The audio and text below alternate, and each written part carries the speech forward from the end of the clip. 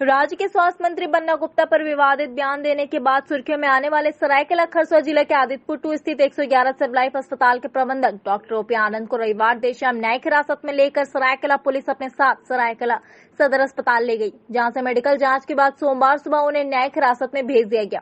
इधर doctor OP आनंद के गायत्री शिक्षा निकेतन स्कूल स्थित आवासीय परिसर के गैरेज में एक एम्बुलेंस में छिपा कर रखी गई दवाइयों के संबंध में गुप्त सूचना मिलने पर ड्रग कंट्रोलर विभाग ने सोमवार को दबिश दी और दवाइयों की वैधता की जांच शुरू कर दी गई। बताया जाता है कि सभी दवाइयां कोविड-19 के इलाज में प्रयोग में लाया जा रहा था, जो गुप्त रूप से अस्पताल में आवासीय परिसर स्थित गैरेज में लाकर रखा गया था। उधर जमशेदपुर पूर्वी के विधायक सरजू राय सोमवार दोपहर लगभग 1 बजे डॉक्टर ओपी आनंद के आवास पर पहुंचे, जहां श्री राय बंद कमरे में डॉक्टर ओपी आनंद के शुभचिंतकों से संवाद कर रहे हैं। हालांकि डॉक्टर आनंद के पारिवारिक सदस्य घर पर मौजूद नहीं है।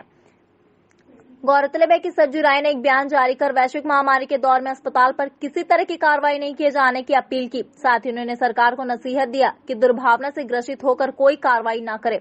उन्होंने सरकार को चेतावनी देते हुए कहा कि डॉक्टर ओपी आनंद के खिलाफ की गई यह कार्रवाई सरकार को महंगी पड़ सकती है। उन्होंने प्रशासन को डॉक्टर आनंद के परिवार के सदस्यों को परेशान करने की कोविड का प्रोटोकॉल का उल्लंघन कर रहे हैं।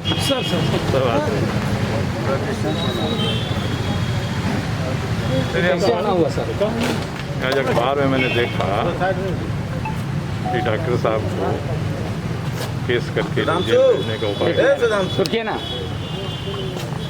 तो मुझे लगा कि एक बार बात करनी चाहिए, इनका पक्ष जानना चाहिए। तो बात हुई लोगों से और इन्होंने जो बताया उससे यही लगता है कि इस अस्पताल के प्रबंधन के ऊपर ज्यादती हो रही है और इन्होंने ऐसा कुछ नहीं किया है जिससे इस तरह से उनको एक अपराधी की श्रेणी में रखना चाहिए। दूसरा, इन्होंने दिखाया कि हम पे एक क्लिनिकली जांच हुई है पहले और उसमें कहा है सब लोगों ने कि सारी चीज़ें ठीक हैं अस्पताल में, सिविल सर्जन का भी है। उसके बाद फिर पहले के ऑर्डर को कैंसिल करके दूसरा ऑर्डर निकालना और किस धारा में कैसे केस किया है, तो इससे लगता है कि कोई ना कोई केवल ईगो का ही प्रॉब्लम नहीं है, इसके अलावा भी कुछ ऐसी बात है। इन बातों को आगे ये लोग क्या कहते हैं उसके हिसाब से ही सारी जनता देखेगी। मगर मेरा मत यही बना है कि इसमें ज्यादती की जा रही है और एक तरह से मानवाधिकार का उल्लंघन भी किया जा रहा है। सरकार है, उसके पास फोर्स है और वो चाहें तो हमको आपको किसी को भी कभी पकड़ सकते हैं, केस बना दे सकते हैं और आगे अदालत में ये केस कितना चलता है। दूसरा कि सरकार को या प्रशासन को जितना करना था तो उतना कर दिया, जेल भेज दिया, इससे ज़्यादा तो कर नहीं कर सकते हैं कुछ। ऐसा तो नहीं करेंगे चौराहे पर फांसी दे देंगे। तो जो अधिकतम करना था उन्होंने कर दिया। अब मामला अदालत में है, जाएगा, अदालत में सुनवाई होगी, तब दूध का दूध पानी का पानी होगा।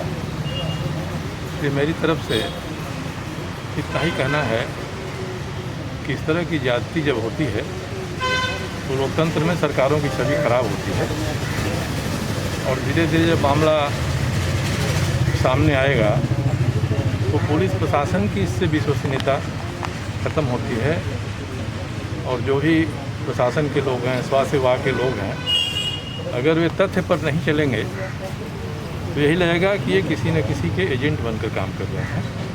तो इससे बहुत ख़राब मैसेज जाएगा। मैंने कल भी मुख्यमंत्री को कहा था कि ये सरकार की छवि धूमिल हो रही है और ये जो घटना है मुझे लगता है कि सरकार को काफ़ी महंगा पड़ेगा।